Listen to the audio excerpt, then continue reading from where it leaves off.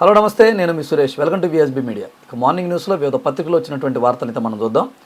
ఆంధ్రప్రదేశ్లో కొన్ని పత్రికలు కొన్ని పార్టీలకి కొమ్ముగాస్తూ ఆ పార్టీ యొక్క భావాజాలాలను మొత్తం తీసుకొచ్చి ప్రజలపైన రుద్దుతున్నారు.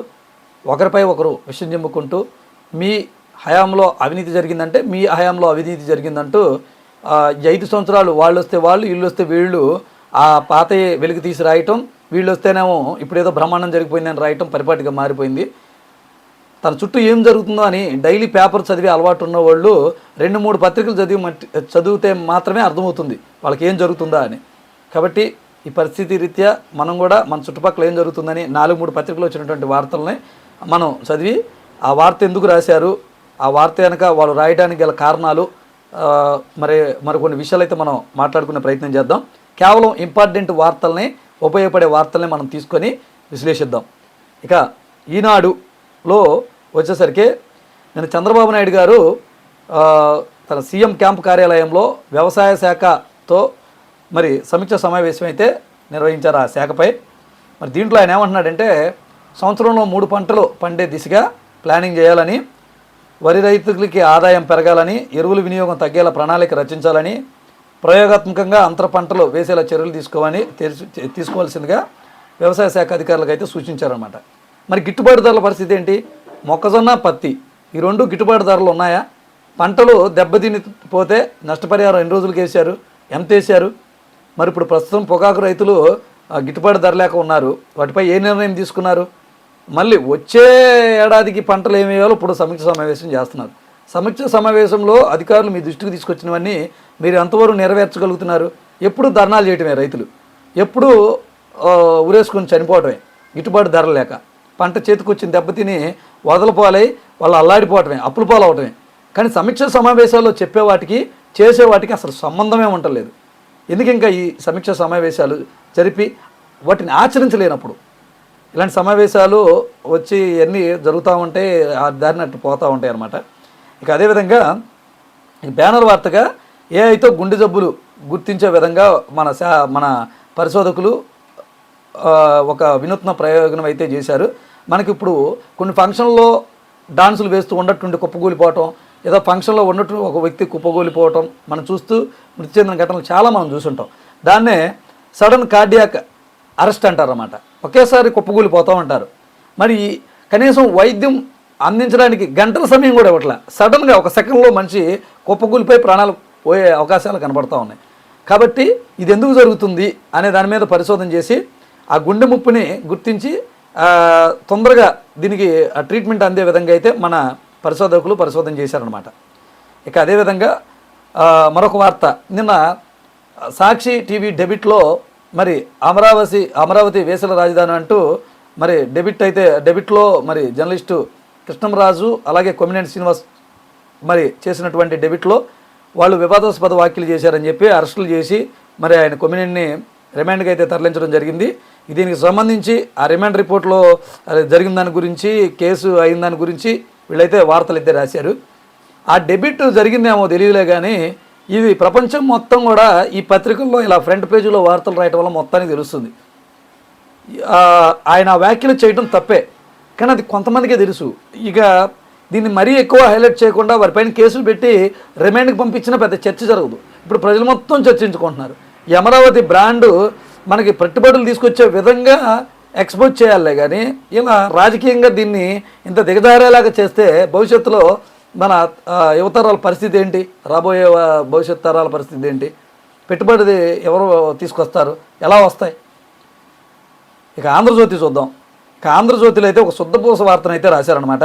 ఎమ్మెల్యే సారు తగ్గాలి, మీరు వైసీపీ నేతలే ఆదర్శంగా దందాలు సాగిస్తున్నారంట. ఎవరో కూటమి పార్టీలో ఉన్న ఎమ్మెల్యేలే. వాళ్ళు రాసింది ఈ శుద్ధపూస మాటలు ఒకసారి చూద్దాం.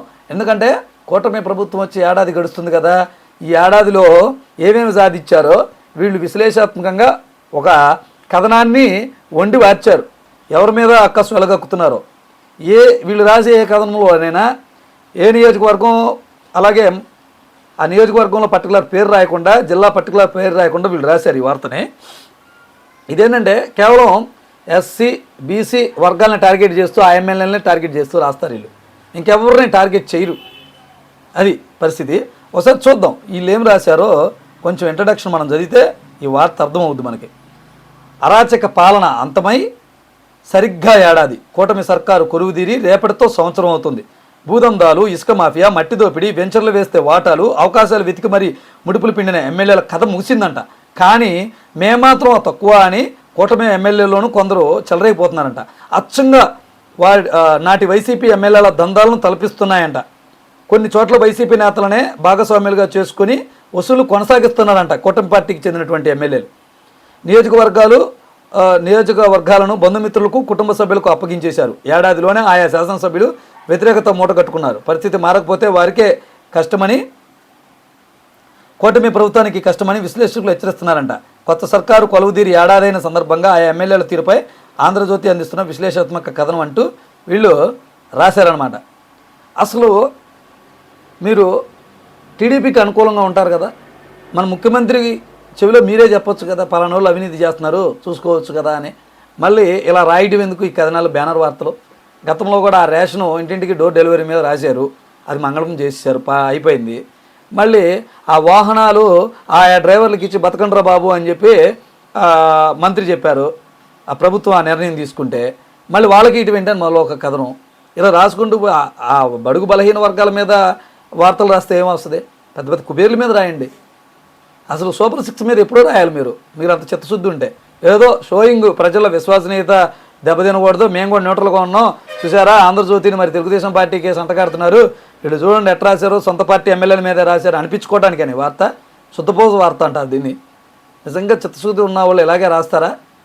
అదే జగన్మోహన్ రెడ్డి అధికారంలో ఉండి ఇప్పుడు ఆ సూపర్ 6 పథకాలు కనుక ఆయన హామీ ఇచ్చుంటే మీరు ఎన్ని కథనాలు వెళ్ళేవాళ్ళు, ఒక నెల రోజుల పాటు రాసేవాళ్ళు. అది మరొక వార్త చూద్దాం. అదేవిధంగా సాక్షి పేపర్లో ఈరోజు బ్యానర్ వార్తగా చదువుల గురించి వచ్చిందనమాట. ఈ విద్యా వ్యవస్థ ఏదైతే నాడు నేడు స్కూల్స్ ఉన్నాయో దాని మీద వీళ్ళు బ్యానర్ వార్తనైతే రాశారు. చదువు చతికిలబడింది, వ్యవస్థ అస్తవ్యస్తం, దిగజారిన సర్కారు బడుల ప్రగతి, పాఠశాలల్లో అటకెక్కిన నాడు నేడు అభివృద్ధి పనులు, అమ్మఒడికి వీడ్కోలు, ఇంగ్లీష్ మీడియానికి మంగళం, డిజిటల్ క్లాస్ రూములకు బై టోపిల్ క్లాసులకు టాటా, సిబిఎస్ఈ ఐబీ బోధన ఎత్తివేత, సబ్జెక్ట్ టీచర్లపై వేటు, ఘోరంగా మారిన గోరుముద్ద, దారుణంగా పడిపోయిన ఫలితాలు. దీంతో ప్రభుత్వ బడులను విడి సర్కారు విద్యార్థులు ప్రైవేటు బాట, ప్రైవేటు యాజమాన్యాలకు మేలు చేసేలా కూటమి నిర్ణయాలు, కార్పొరేట్ స్కూళ్లలో 10 మంది నుంచి 30% పెరిగిన ఫీజులు, దీనికి పుస్తకాలు యూనిఫామ్ ఖర్చులు అదనం. రాష్ట్రంలో 13,000 ప్రైవేటు స్కూళ్ళలో ఇదే పరిస్థితి. పిల్లల చదువులపై తల్లిదండ్రుల్లో ఆందోళన అంటూ వార్తనైతే రాశారు. ఎందుకంటే అమ్మఒడి ప్రకటించింది ఇప్పుడు కూటమి ప్రభుత్వం. స్కూళ్ళు తెలిసి 2-3 రోజుల్లోనే ఇప్పుడు ఈ అమ్మఒడి పడుతుందంటూ మరి ప్రభుత్వం నుంచి వార్తలు అయితే వస్తున్నాయి. ఈ తరుణంలో వీళ్ళు స్కూల్ తెస్తున్నారు కాబట్టి ఈ సందర్భంగా ఈ వార్తనైతే రాశారు.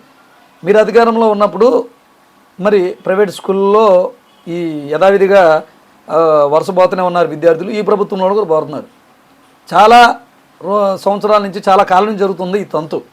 అసలు ప్రభుత్వ స్కూళ్ళల్లో విద్యా వ్యవస్థను బలోపేతం చేసే విధిగా అంటే బ్యాగులు, పుస్తకాలు, పెన్నులు ఇస్తే సరికాదు, లేదా గోరుముద్ద ఇస్తే సరికాదు, పౌష్టికాహారం ఇవ్వాలి. ఎట్ ఎ టైం మెయిన్ క్రమశిక్షణ కోరుకుంటున్నారు. క్రమశిక్షణ అనేది ప్రైవేట్ స్కూల్లోనే ఎక్కువగా ఉంటుందని నమ్ముతున్నారు విద్యార్థుల తల్లిదండ్రులు, ఆంధ్రప్రదేశ్లోని విద్యార్థుల తల్లిదండ్రులు. ఆ క్రమశిక్షణ ఉండాలి అంటే గురువులు బెత్తం పట్టాలి. స్కూల్కి పిల్లలు నీట్గా వచ్చేలాగా చర్యలు తీసుకునే విధంగా, అటెండెన్స్ ఉండే విధంగా గురువులకు దండించే ప్రైవసీని కల్పిస్తే అప్పుడు వాళ్ళు మారుతారు. ప్రైవేట్ స్కూల్లో ఈ ఫెసిలిటీలు ఉంటాయి కాబట్టి అక్కడ చదువు బాగా వస్తుంది. చాలామంది విద్యార్థుల తల్లిదండ్రుల్లో చర్చ ఇదే.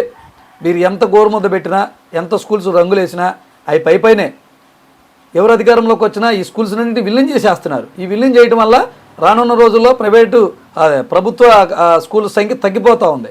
తగ్గిపోతే చివరికి ఎవరు లేరు కాబట్టి ఈ విద్యా వ్యవస్థను తీసేస్తున్నాం, ప్రైవేట్కి అప్పగిస్తున్నాం అనే మాట కూడా మాట్లాడినా ఆశ్చర్యపోవాల్సిన పని లేదనమాట. ఇది ఇక అదేవిధంగా సాక్షి కార్యాలయాల వద్ద పచ్చమొక్కల విధ్వంసం అంటూ మరొక వార్తనైతే రాశారు. ఈ కొమ్మినేని శ్రీనివాసరావు నడిపినటువంటి జర్నలిస్టు కొమ్మినేని శ్రీనివాసరావు గారు నడిపినటువంటి డెబిట్లోకి నిరసనగా మరి ఆందోళనకాల ముసుగులో మరి తెలుగుదేశం పార్టీ చాలా విధ్వంసకాండ అయితే కొనసాగిస్తుందనే ఈ పత్రిక అయితే ఆరోపిస్తుంది. ఇదే కోణంలో వార్త అయితే రాసింది. ఇక ఆధారపడొద్దు, అండగా ఉంటామని రైతులు, రేషన్ వాహనాల డ్రైవర్లకు జగన్ గారు అయితే భరోసా ఇచ్చారు. వాళ్ళు నిన్న తాడేపల్లి ఆయన క్యాంపు కార్యాలయం కలవడానికి వెళ్ళారంట. అన్న మీరు ఇచ్చినటువంటి ఉద్యోగాలు అయ్యి మరి వీళ్ళు వచ్చి మమ్మల్ని తీసేశారు, మా పరిస్థితి ఏంటంటే మీరేమి అధైర్యపడొద్దు, నేను వస్తాను, నేను వచ్చిన తర్వాత మళ్ళీ అవన్నీ ఇదవుతా ఉంటాయి, మీ తరపున నేను అండగా ఉంటాను, ఇంకా 5 ఏళ్లే కళ్ళు మూసుకుంటే అయిపోద్దని ఆయన స్టైల్లో ఆయన అయితే భరోసానిచ్చారు. ఇక గ్రూప్ 1 మెయిన్స్ ఫలితాలు విడుదలన్నమాట నేడు. ఇవి ఈరోజు పత్రికలో వచ్చినటువంటి వార్తలు.